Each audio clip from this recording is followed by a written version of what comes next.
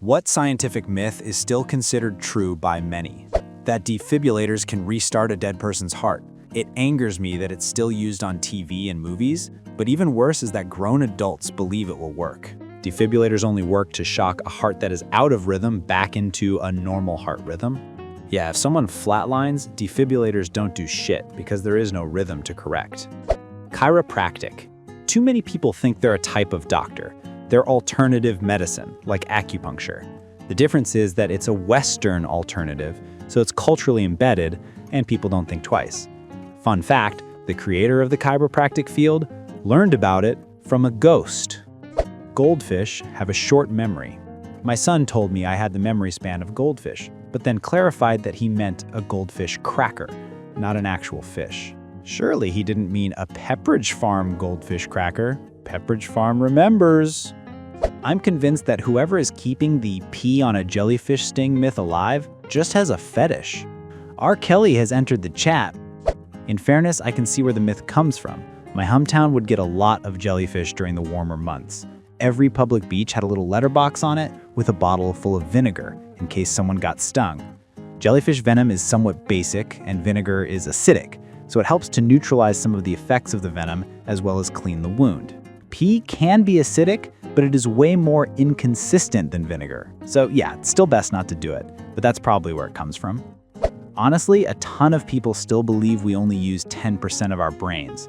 Neuroscience has completely debunked it, but it's somehow stuck around in pop culture forever. A lot of people think we only use 10% of our brains, but I think we only use 10% of our hearts. You might want to see a doctor. That is a very inefficient heart. The more you shave your hair, the thicker it grows back. If that was true, my balls would have a lumberjack beard. Yours don't? I go with the weave. Really lets you get creative. This reminds me of when I told that myth to my old man. He laughed and told me, I've been shaving for 40 years. If that was true, my beard would be made of steel by now. That blood is blue until it comes in contact with oxygen.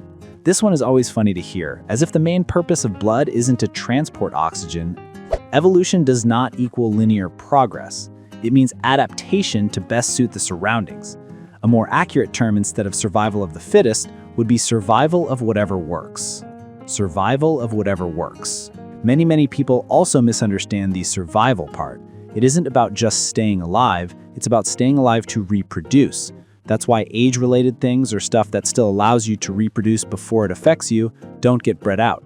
As long as you're raring to go at 20, evolution doesn't give a damn about your Parkinson's at 70. True, prostates are kind of like the Hyundai engines of nature. By the time you're past reproductive age, the organ just turns into cancer, because fuck you, that's why.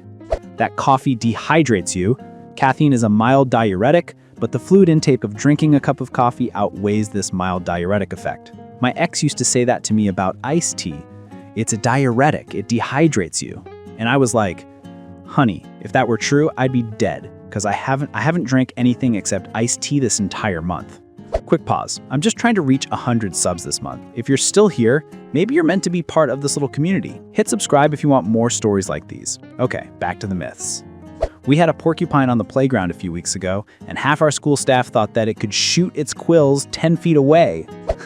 We routinely see porcupines. I'm always impressed by my friends who were like, that can't be a porcupine, it doesn't have quills. Then I have to explain that they don't walk around all day like a pincushion. They only raise the quills when they feel threatened. It's very similar to a cat that when it feels threatened, it fluffs itself up. Porcupines do the same thing, only with quills. I had never heard that people thought they shoot the quills, so that gave me a great laugh. Hopefully it's not so common anymore, but a child lifting weights will not stunt their growth. I was told this quite a lot growing up, especially at 14 when I started hitting the gym. If you damage your growth plates through an injury, that can impact your growth, but any sport has a chance for injury. Plus, there's more to strength training than just weightlifting, especially at the start. Puberty is probably the best time to put on muscle, which has pretty big benefits later in life. I'm going to add to this. It's upsetting the number of people who seem to think that kids can just get injured and they'll recover absolutely fine because they're young and kids heal quickly, so we don't need to worry about an accident possibly affecting them for the rest of their life or what might happen later in life because they had this injury, so on and so forth. Cracking your bones will eventually give you arthritis. My family was close friends with an orthopedic surgeon. When I was a teen, I cracked my knuckles, and my mom said to him, "Will you please tell her to stop that or she'll get arthritis?" He looked at my mom completely deadpan and said, "No, I'm not going to lie to your daughter, Sabrina." As a typical teen who often butted heads with my mom, I got a wonderful satisfaction from this. The taste map of the tongue. I remember them showing us that in elementary school and even having us experiment with lemon juice, salt, sugar, etc. Pretty sure the only kids that actually claimed to be able to tell the different areas were just the teacher's pets that would agree with anything they said. The placebo effect is strong when it comes to taste. How you imagine it will affect how you actually taste it. Best example I can think of is the prank where people expect milk but get orange juice and have a visceral reaction. Some may be teacher's pets, but others might have just been led astray by prompting. Carrots are good for your eyes. It turns out that the British military made it up as a cover for their superior radar technology. It's not completely made up. Vitamin A deficiency can lead to vision impairment, and carrots have a lot of vitamin A. But if you already get enough vitamin A, more won't give you supervision. As someone who spent the first 2 months of 2025 legally blind due to an undiagnosed vitamin A deficiency, can confirm. And it's more than just vision impairment. I almost completely stopped producing tears, leading to horrendous irritation and even ulcers on my eyeballs from the friction. I spent most of that second month in bed with my eyes closed, got plugs put in my tear ducts, and once they realized the deficiency, I started taking an obnoxious amount of vitamin A. 4 days later, I was back to 2020. Edit to add, I still take 8 vitamin A supplements a day. If I miss a single day, I will start to feel the dryness and strain starting. So many people still think that you catch the common cold simply from exposure to cold weather.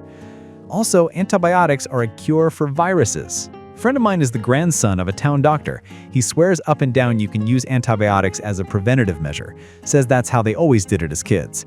Not surprisingly, his grandfather had a reputation as a pill pusher. That microwaves are dangerous in the same sense as ionizing radiation, X-rays, gamma rays, etc. Same with the 5G nutters. I've actually met people who refuse to eat microwaved food because they think it's radioactive and will give them cancer and 2 heads.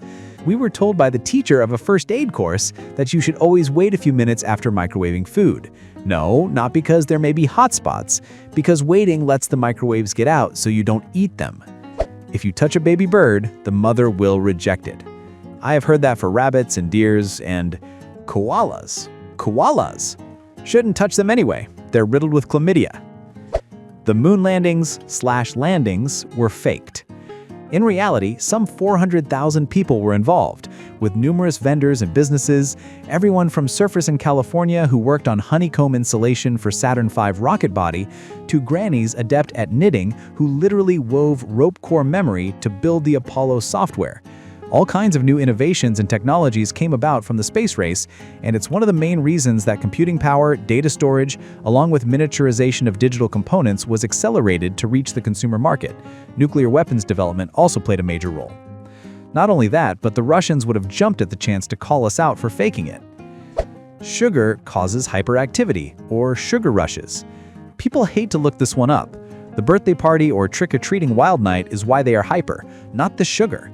It's so easy for scientists to test, and they have done it with the same results so many times, but people ignore it for their own perceived correlation. That vaccines cause autism. Whenever I meet an anti-vaxxer, I make it a habit of kindly asking their opinion of Andrew Wakefield.